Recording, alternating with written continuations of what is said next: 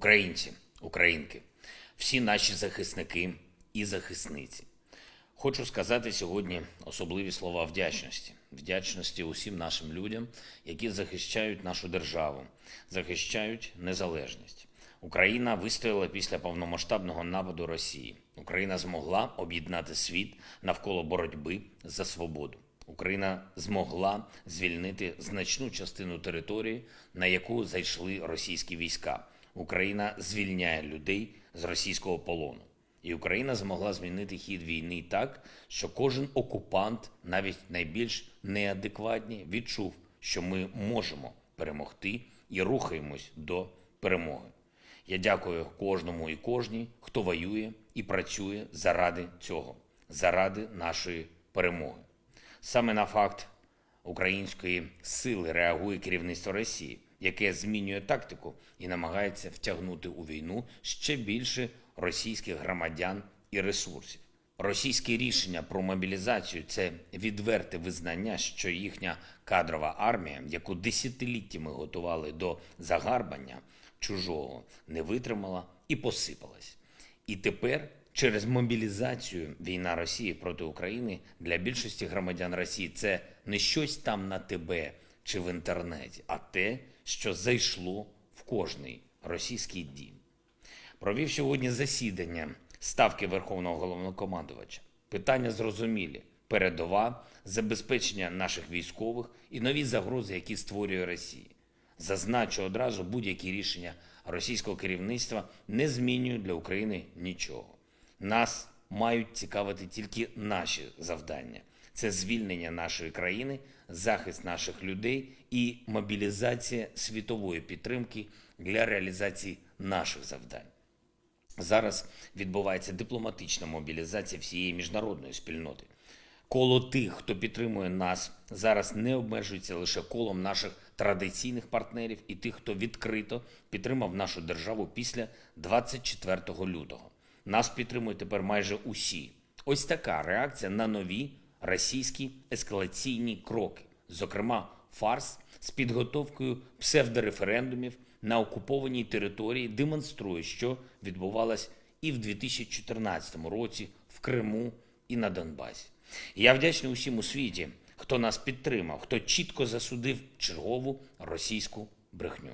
Вдячний президенту Байдену і усім американським друзям, президенту Макрону, канцлеру Шольцу, президенту Фінляндії і усім нашим польським братам, державам Балтії, пану Борелю, пані Урсулі фон дер Ляєн, Шарлю Мішелю, ОБСЄ, усім європейцям від Ісландії до Румунії, яких Росія більше ніколи не обманути.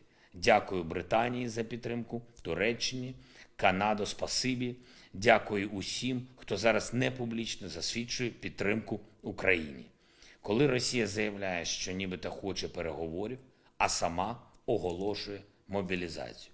Коли Росія знає чітку позицію України про неможливість дипломатичного процесу після проведення Росією будь-яких псевдореферендумів, усім усе зрозуміло. Росія сама ховає перспективу переговорів своими ж руками. Объясню русским по-русски, что происходит. В городах России прошли протесты против мобилизации. И пусть не массовые, но они были. И есть. И это показатель. Не только в Москве и Петербурге. Мы знаем реальное настроение в регионах России. Мы видим, что люди в Дагестане, в Бурятии, в других национальных республиках и областях России понимают, что их просто кинули. Кинули на смерть. Почему, например, дагестанцы или кто-то угодно еще должны погибать на Харьковщине или под Донецком? Да потому что один человек в России так решил. За всех граждан России. Нет другой причины. Так он хочет. Вы уже соучастники всех этих преступлений, убийств и пыток украинцев. Потому что вы молчали. Потому что вы молчите. И сейчас для вас время выбора. Для мужчин в России это выбор. Погибнуть или жить. Стать калекой или сохранить здоровье. Для женщин в России выбор потерять навсегда мужей, сыновей, внуков Или все-таки попытаться защитить их от гибели, от войны, от одного человека? Вы только вдумайтесь в количество людей, которых хотят забрать. Мы точно знаем, что повестки на 300 тысяч людей были напечатаны и подписаны заранее, еще до того, как появилось это решение о мобилизации. Наша разведка это доказала. Но российское руководство готовится забрать в армию до 1 миллиона мужчин. Это то главное, о чем они сейчас умалчивают. А мы знаем, что они будут брать всех, без разбора.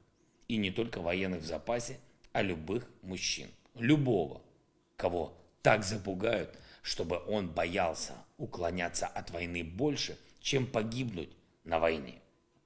55 тысяч российских солдат погибли на этой войне за полгода. Десятки тысяч ранены, искалечены. Хотите больше? Нет? Тогда протестуйте, боритесь, убегайте или сдавайтесь в украинский плен. Это варианты для вас, чтобы выжить.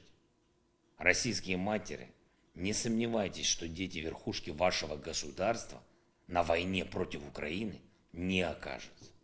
Те, кто принимают решения в вашей стране, берегут своих детей. А ваших детей даже не хоронят. А ми своїх повертаємо.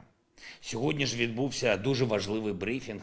Керівник Офісу Єрмак, керівник ГУРМО Буданов, керівник СБУ Малюк, міністр внутрішніх справ Монастирський. Вони розказали деталі нашої операції по звільненню 215 воїнів, деталі обміну. Ми робимо все, щоб суспільство і світ бачили, як Україна захищає людей і базові людські цінності. Ще раз вітаю 215 родин і всю нашу країну із поверненням героїв. Я дякую всім, хто допомагає Україні. Вічна слава усім, хто воює за Україну. Слава нашому незламному і сміливому народу. Слава Україні! Підписуйтесь на канал, і у вас завжди будуть свіжі новини.